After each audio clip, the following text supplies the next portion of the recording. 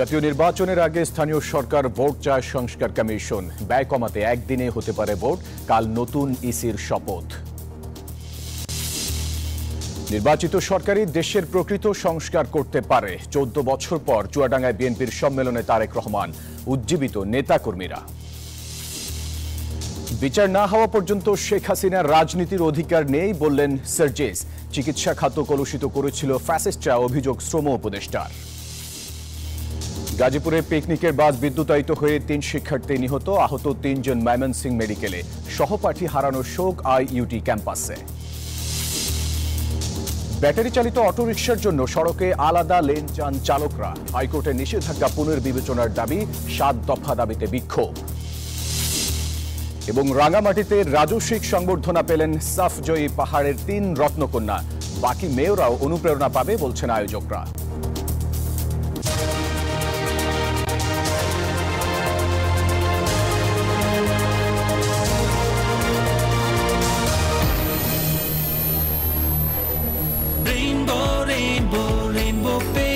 Rainbow Paints, the color of joy. দর্শক স্বাগত news 24 সংবাদে। আর পুরো সংবাদ জুড়ে আপনাদের সাথে আছি আমি ফয়সাল মাহমুদ। দেখছিলেন সংবাদ শিরোনামগুলি। শব্দের আরেক নাম, একদম ইউনিক স্ট্রাকচারাল ডিজাইনের কসমিক ডোর। এর ওয়াল থিকনেস ও রিপ থিকনেস বেশি থাকা, থেকে 50 বছরেরও বেশি। কসমিক ডোর, নিশ্চিন্তে 50 বছর। দর্শক এবারে পুরো খবর। আর প্রথমে রাষ্ট্র কাঠামো মেরামতের 31 দফা ও জনসম্পৃক্ততা বিষয়ক রাজশাহী বিভাগীয় প্রশিক্ষণ কর্মশালায় ভার্চুয়ালি প্রধান অতিথির বক্তব্য দিচ্ছেন বিএনপির ভারপ্রাপ্ত চেয়ারম্যান তারেক রহমান। আমরা সরাসরি যুক্ত হব তার বক্তব্যে। সেই বন্ধুটির কথা মনে করেন, সেই স্বজনটির কথা বা সেই আত্মীয়টির কথা মনে করেন না সহকর্মীবৃন্দ? বিএনপি হচ্ছে এমন একটি দল, দেশের মানুষ বিএনপিকে সেই আস্থায় নেয়। কিন্তু সহকর্মীবৃন্দ, এখানে একটি বড় কিন্তু আছে, বিশাল বড় একটি কিন্তু আছে। আপনাকে কিন্তু সেই মর্যাদা বিশ্বাস আপনি অর্জন করেছেন একটি পর্যায়ে।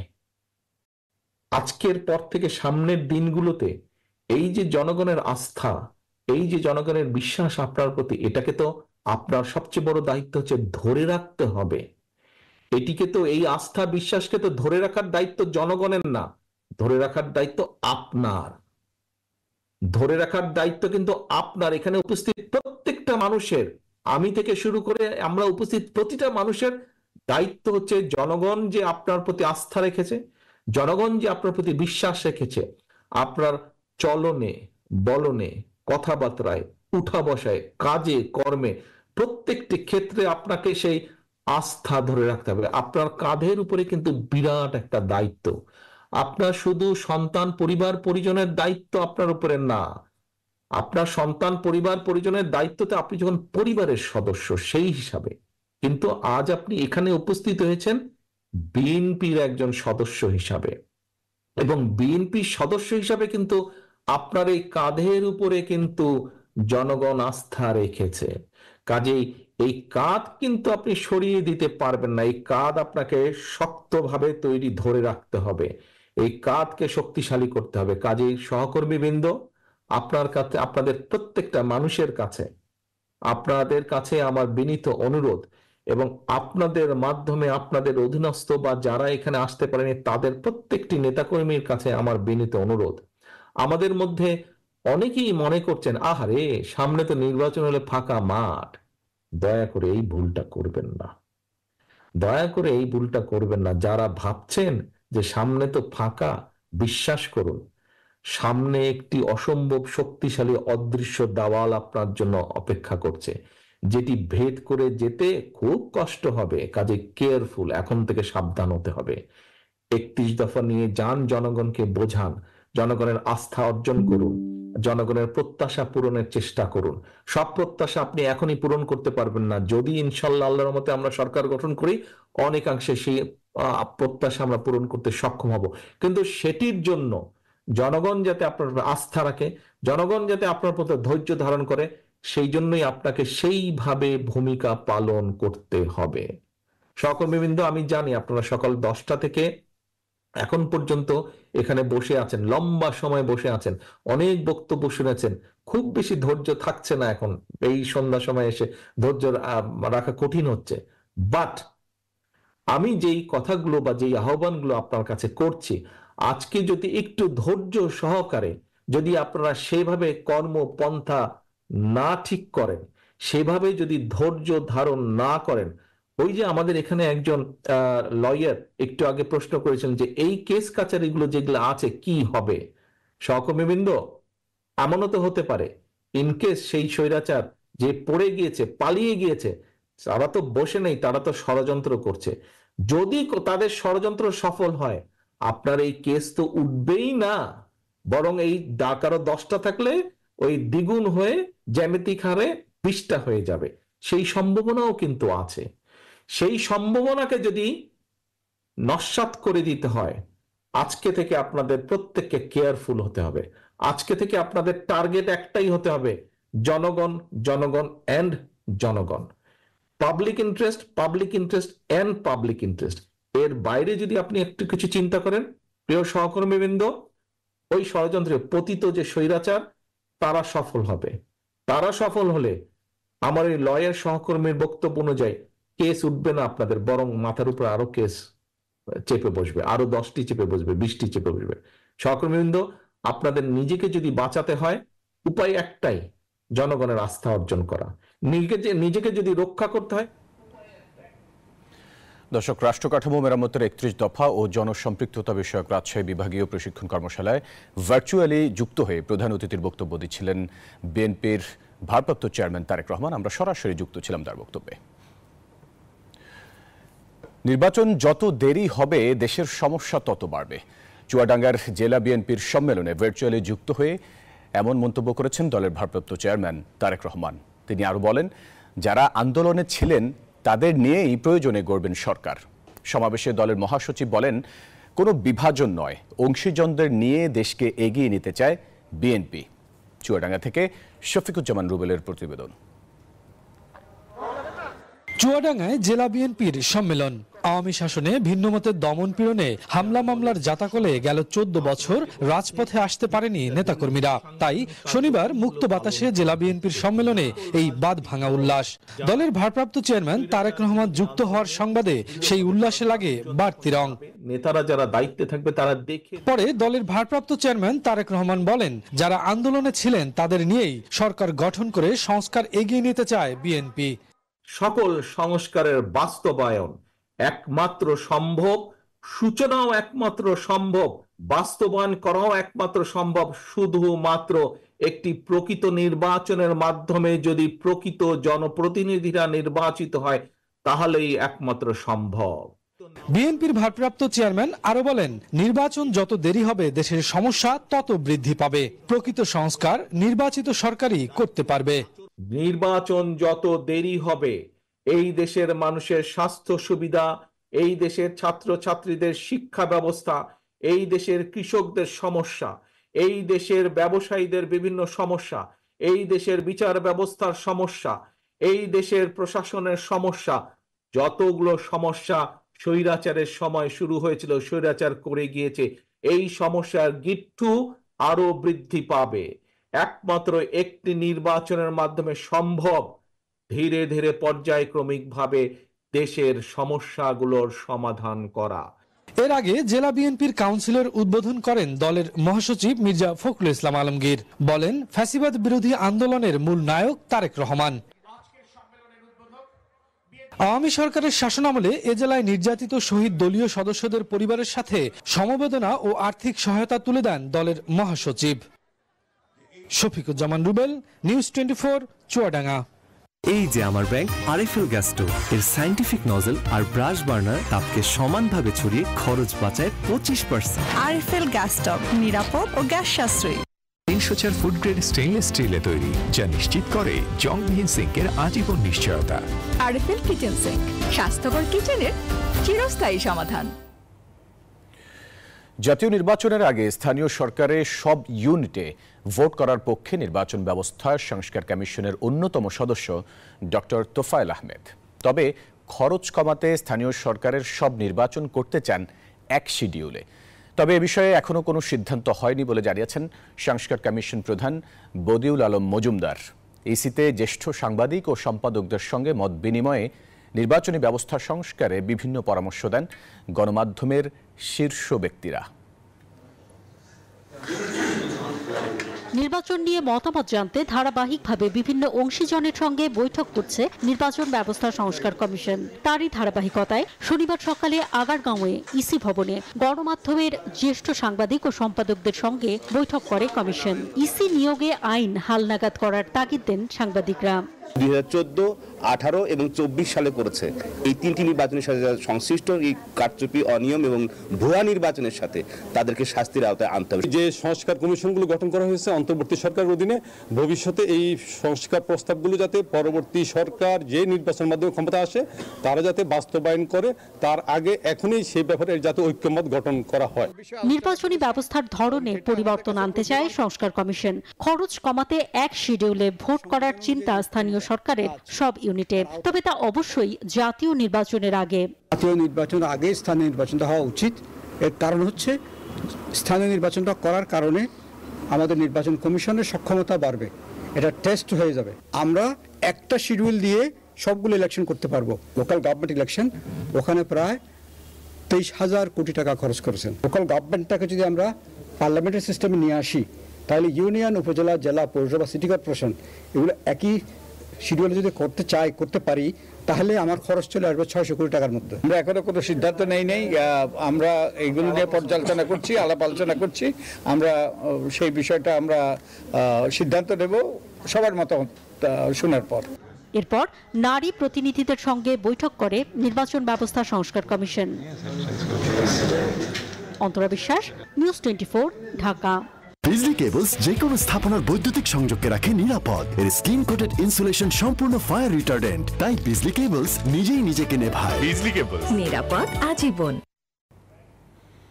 দর্শক, কাল দুপুর 1:30টায় শপথ নিতে যাচ্ছে এএমএম নাসিরউদ্দিনের নেতৃত্বাধীন নির্বাচন কমিশন। নতুন কমিশনারদের শপথ পড়াবেন প্রধান বিচারপতি সৈয়দ রেফাত আহমেদ। দেশের 14তম সিইসি হিসেবে দায়িত্ব পান অবসরপ্রাপ্ত সচিব নাসিরউদ্দিন। অন্য কমিশনাররা হলেন সাবেক অতিরিক্ত সচিব মোহাম্মদ আনোয়ারুল ইসলাম সরকার, অবসরপ্রাপ্ত জেলা ও দায়রা জজ আব্দুর রহমান মাসুদ, সাবেক যুগ্ম সচিব তহমিদা আহমদ ও অবসরপ্রাপ্ত brigadier general Abul Fazal Mohammad Sanaullah. Search কমিটির দেয়া তালিকা থেকে এই 5 জনকে বেছে নেন রাষ্ট্রপতি। এলো instant milk powder happy cow, যেমন সাশ্রয়ী তেমনি পুষ্টিগুণে ভরপুর। আর এটা নিউজিল্যান্ডের গরুর দুধ। হ্যাপি কাউ, গরুর দুধের স্বাদ সবাই পাক। ফ্যাসিবাদকে পরাজিত করার মূল নায়ক তারেক রহমান, এমনটি জানিয়েছেন বিএনপি মহাসচিব মির্জা ফখরুল ইসলাম আলমগীর। দুপুরে চুয়াডাঙ্গা টাউন হল মাঠে জেলা বিএনপির সম্মেলনে এই কথা বলেন তিনি।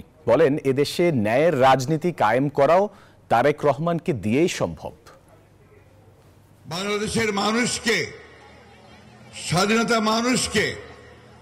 স্বাধীনতাকামী মানুষকে, গণতন্ত্রকামী মানুষকে ঐক্যবদ্ধ করে একটি সফল অভ্যুত্থানের দিকে নিয়ে যাওয়া এবং ফ্যাসিবাদকে পরাজিত করা এই নেতার পক্ষেই সম্ভব হয়েছে। তিনি হচ্ছেন আজকে আমাদের প্রধান অতিথি তারেক রহমান সাহেব। দর্শক, সংবাদের সময় হলো একটা বিরতির, সাথে থাকুন।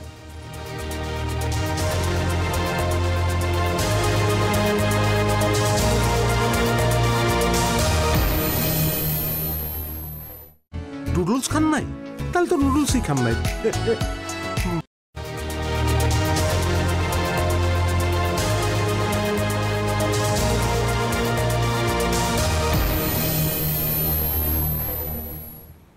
আবারও স্বাগত, দেখছেন নিউজ 24 সংবাদ।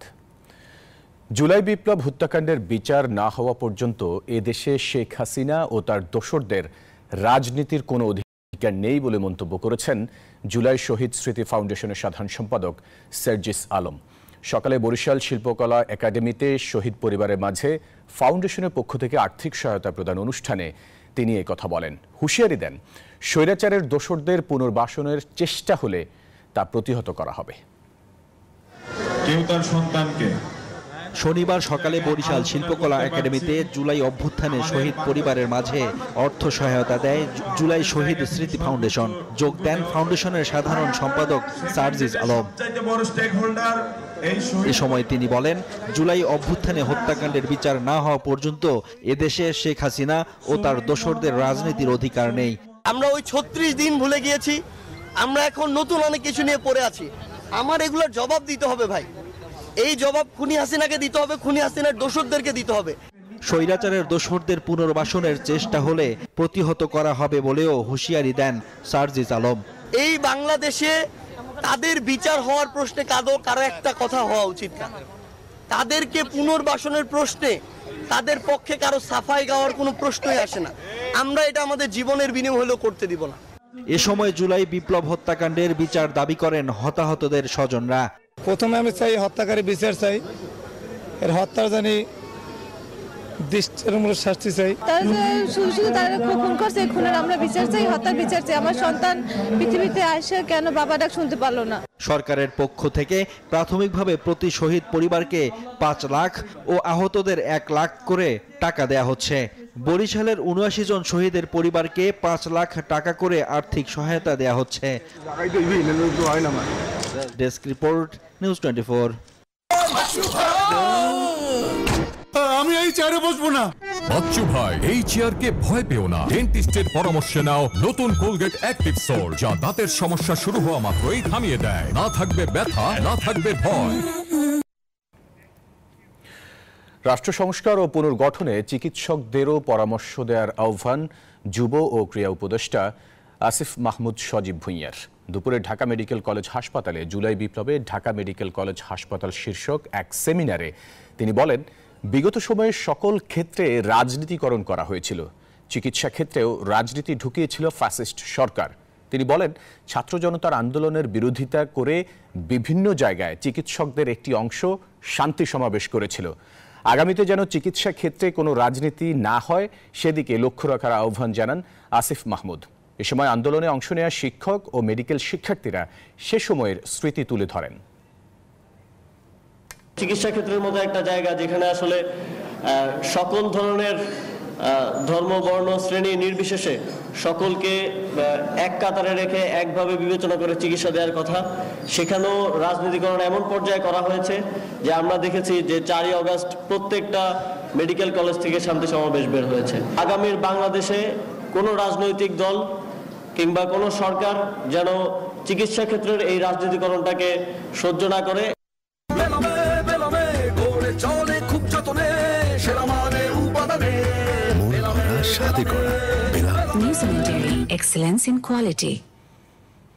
জুলাই আন্দোলনে ছাত্রদের অবদান আগামীর নতুন বাংলাদেশ গড়তে প্রেরণা যোগাবে, এমনটি মনে করেন অর্থ উপদেষ্টা সালেউদ্দিন আহমেদ।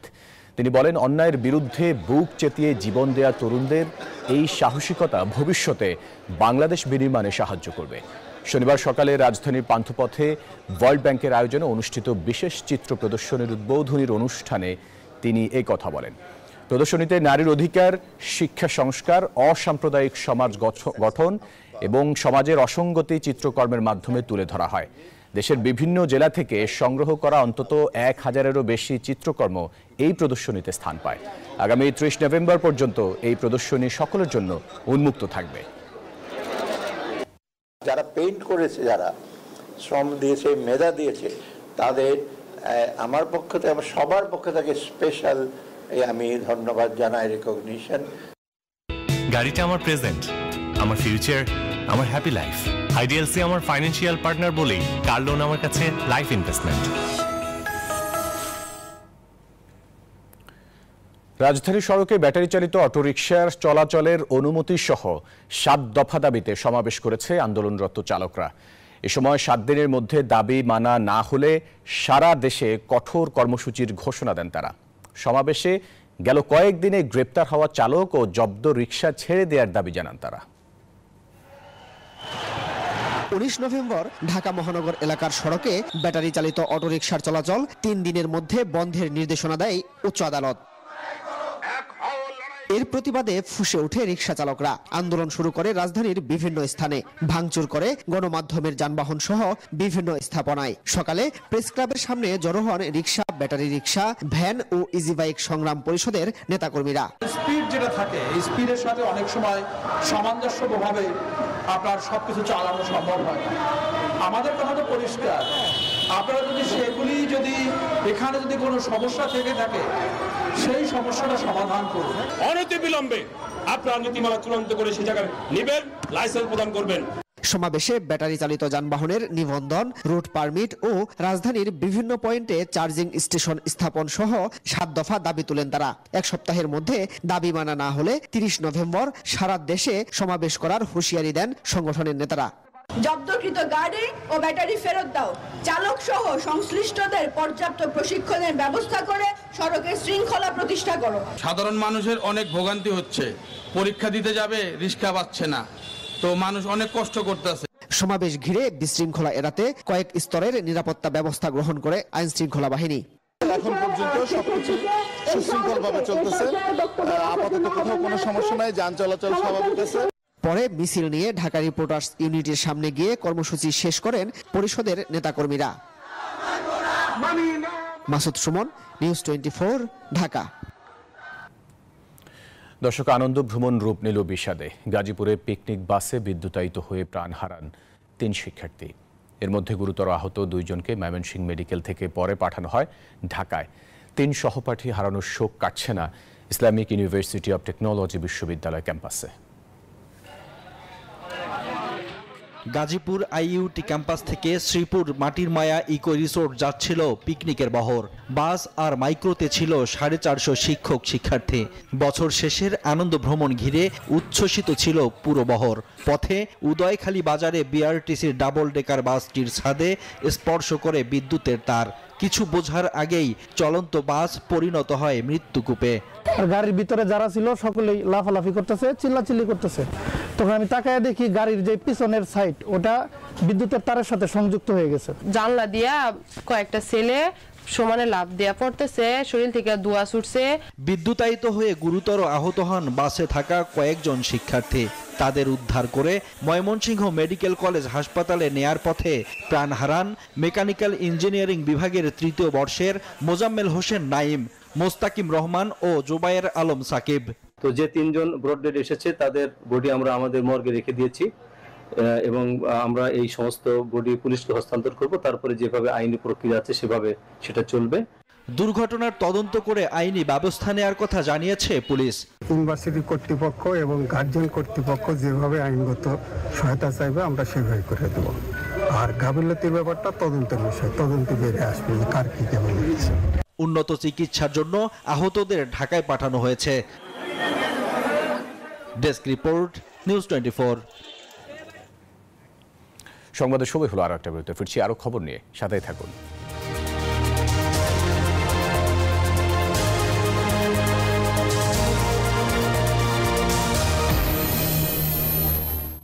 নুডলস খান নাই? তাহলে তো নুডলসই খান নাই। নুডলস খান নাই তো নুডলসই খান নাই।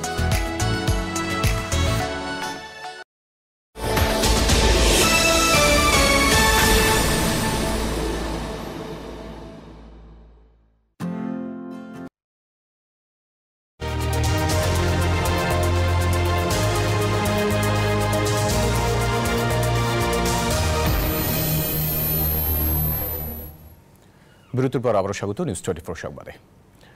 অবাধ, নিরপেক্ষ এবং গ্রহণযোগ্য নির্বাচন অনুষ্ঠিত করতে এনডিএম এর প্রস্তাবনা জানিয়ে বনানীতে চেয়ারম্যানের কার্যালয়ে সংবাদ সম্মেলন করেন এনডিএম এর চেয়ারম্যান ববি হাজ্জাজ। নির্বাচনকালীন নিরপেক্ষ সরকার, স্থানীয় সরকার নির্বাচনে দলীয় প্রতীক না রাখা, নির্বাচন কমিশনের ক্ষমতায়ন ও নির্বাচনী ব্যবস্থা সংস্কার সহ 7টি দাবি তুলে ধরেন তিনি। এছাড়াও 24-এর গণঅভ্যুত্থানে গণহত্যার দায়ে আওয়ামী লীগের পদধারী কেউ বিচার প্রক্রিয়া শেষ না হওয়া পর্যন্ত জাতীয় সংসদ নির্বাচনে প্রার্থী হতে পারবে না, এমন দাবিও জানান তিনি।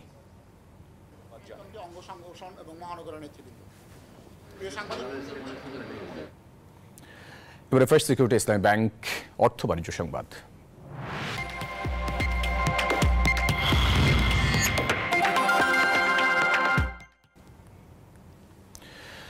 রমজান সামনে রেখে বাজারে স্বস্তি ফেরাতে সর্বোচ্চ চেষ্টা চলছে বলে জানিয়েছেন বাণিজ্য উপদেষ্টা শেখ বশিরউদ্দিন। শনিবার ক্র্যাব মিলনায়তনে এক অনুষ্ঠানে মন্তব্য করেন তিনি। ঢাকা রিপোর্টার্স ইউনিটির প্রয়াত সদস্যদের সন্তানদের শিক্ষা ভাতা প্রদান বিষয়ক এ অনুষ্ঠানের আয়োজন করে ডিআরইউ। অনুষ্ঠানে সভাপতিত্ব করেন ডিআরইউর সভাপতি সৈয়দ শুকুর আলী শুভ। প্রধান অতিথির বক্তব্যে বাণিজ্য উপদেষ্টা আরও বলেন, সরকার এখন বাজারে চাহিদা ও যোগানের মাত্রার সামঞ্জস্য রাখার চেষ্টা করছে। আমাদের জাতীয় মসজিদ আমরা চেষ্টা করছি ইনশাআল্লাহ সামনে রমজানকে কেন্দ্র করে যেন বাজারকে যতটুকু সহনশীল করতে পারি এবং চাহিদা এবং যোগানের যে মানে বিষয়টা এটাকে যেন একটা সমানুপাতিকভাবে রাখতে পারি, সেই ক্ষেত্রে আপনাদের সহযোগিতা এবং দোয়া কামনা করছি। এবার আন্তর্জাতিক সংবাদ। ইউক্রেনে হাইপারসনিক ক্ষেপণাস্ত্র হামলা চালানোর হুঁশিয়ারি দিয়েছেন রাশিয়ার প্রেসিডেন্ট ভ্লাদিমির পুতিন। শুক্রবার মস্কোয় এক বৈঠকে পুতিন জানান, নতুন অরেশনিক ক্ষেপণাস্ত্রের সফল পরীক্ষা চালানো হয়েছে। মঙ্গলবার কিয়েভ ও ন্যাটোর বৈঠক অনুষ্ঠিত হওয়ার কথা রয়েছে। যুদ্ধবন্ধে ট্রাম্পের সঙ্গে আলোচনায় বসার আগ্রহ প্রকাশ করেছেন পুতিন। তবে চুক্তি না হলে রাশিয়া যুদ্ধ চালিয়ে যাবে বলে জানিয়েছেন তিনি।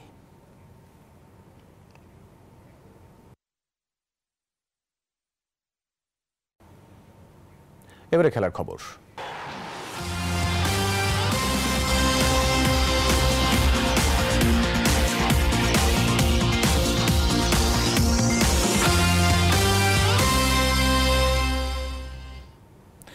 রাজকীয়ভাবে সংবর্ধনা দেয়া হয়েছে পাহাড়ের ৩ রত্নকন্যাকে।